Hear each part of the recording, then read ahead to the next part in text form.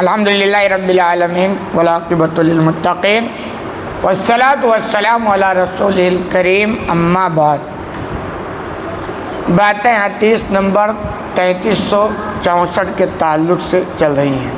حدیث لمبی ہے جس میں ابراہیم علیہ السلام اور ان کی بیوی ہاجرہ اور ان کے بیٹے اسماعیل علیہ السلام کا تذکرہ ہے، لیکن یہ باتیں اب سنیں تو ایسا نہیں کہ ان کی پوری زندگی کی پوری داستان اس حدیث کے اندر منقول، ایسا نہیں۔ آپ کہیں مولانا صاحب بیان کیا اور یہ چیز چھوٹ گئی، ایسا ہوتا نا کہ بسا اوقات یہ چیز چھوٹ گئی، یہ چیز چھوٹ گئی، تو پوری چیزیں نہیں ہیں جو اس حدیث میں وہ، کیونکہ ہر چیز یعنی ایک ہی حدیث میں ساری باتیں مل جائے ایسا ہوتا نہیں ہے، کیونکہ نبی کریم صلی اللہ علیہ وسلم لوگوں کے سامنے مختصر باتیں بیان کرتے تھے، ایسے تھوڑو کہ بیٹھ گئے 2 گھنٹہ 4 گھنٹہ جیسے لوگ بیان کرتے ہیں، ایسا نہیں، جو ضرورت ہوتی تھی، جو مناسب ہوتا تھا، جیسا موقع ہوتا تھا ایسا بیان کرتے تھے۔ تو ایک حدیث میں ساری باتیں نہیں آتی تھی، تو اس میں ان کا واقعہ تو ہے، لیکن آپ انہیں سمجھے کہ پوری زندگی کی داستان اس میں نہیں ہے اور فلاں چیز چھوٹ گیا۔ تو باتیں یہ چل رہی تھی کہ ہاجرہ کو پانی کا چشمہ مل گیا اور اس طرح ان کا گزارا ہونے لگا۔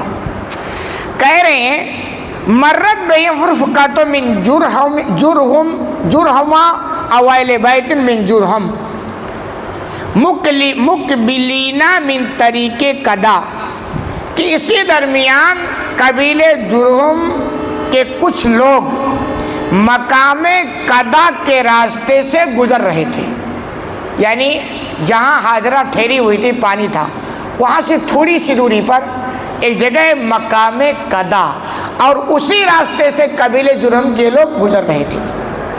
فَنَزَلُوا بِأَسْفَلِ مَکَّہ، تو انہوں نے مکہ کو جو نیچے والا حصہ تھا، اسفل یعنی نشیب والا حصہ، وہاں ان لوگوں نے پڑاؤ کیا، یعنی ڈیرا ڈال دیا۔ پہلے لوگ ایسے سفر کرتے تھے اور جب ان کو ضرورت ہوتی تھی کہ بھئی ہم کو آرام کرنا ہے تو مناسب جگہ جو ان کو لگتا وہاں وہ قیام کر لیا کرتے تھے۔ تو ایسے یہ جہاں ہاجرہ وہاں سے تھوڑی دوری پر ہے تو وہاں ان لوگوں نے پڑاؤ کر لیا، نے ڈیرا ڈال دیا۔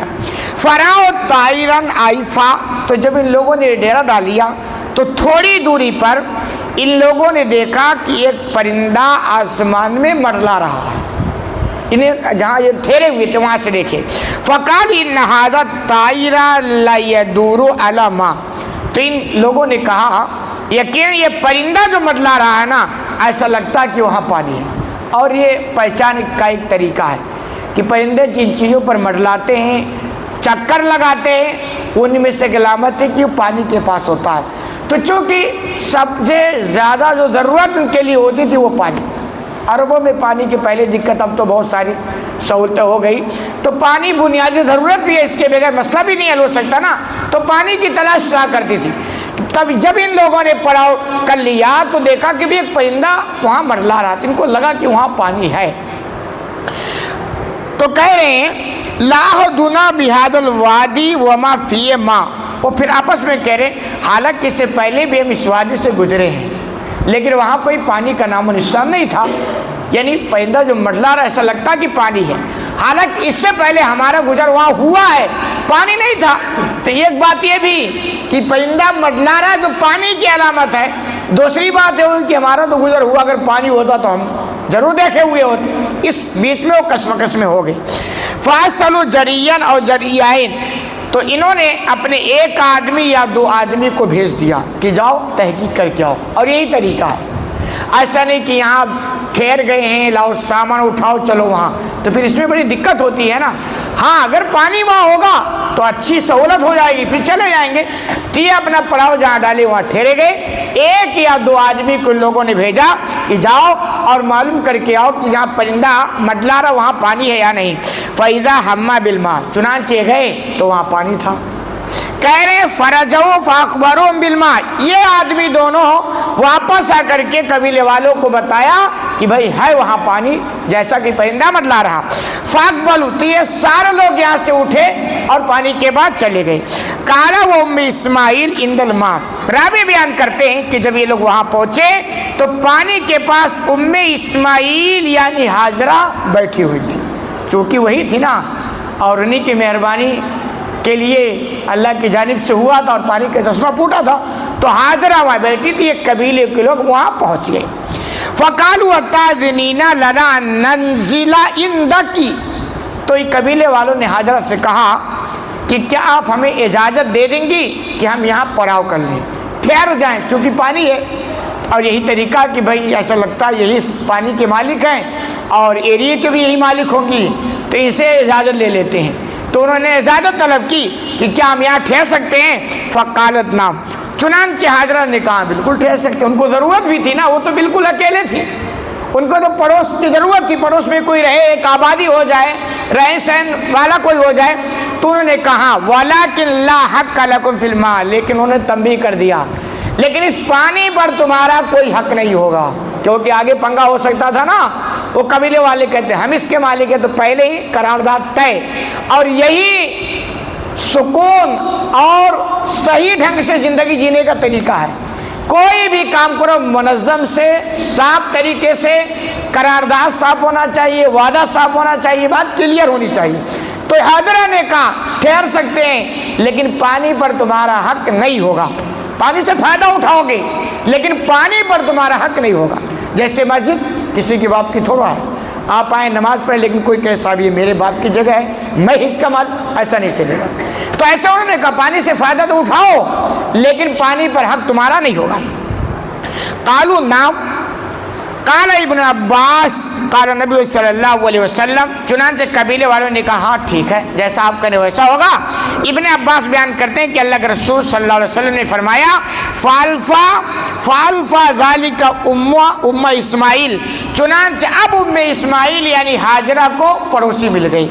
وَهِيَ تُحِبُّ الْإِنْسَ، اور اب جو ان کے دل جمعی کے باعث ہو گئے، بالکل اکیلی زندگی تھی، ایک چھوٹا بچہ تھا، اب کیا پڑوس میں لوگ بھائی کہاں رہتے ہیں، جنگل میں کیوں کوئی نہیں رہتا ہے؟ کیونکہ انسان کو دنیا میں زندگی گزارنے کے لیے انسان چاہیے پڑوس میں، وہ الگ بات ہو بنے نا، ماتے پوڑی ہو سب کچھ ہو لیکن چاہیے انسان، تو پھر ان کو بھی پڑوسی مل گئے۔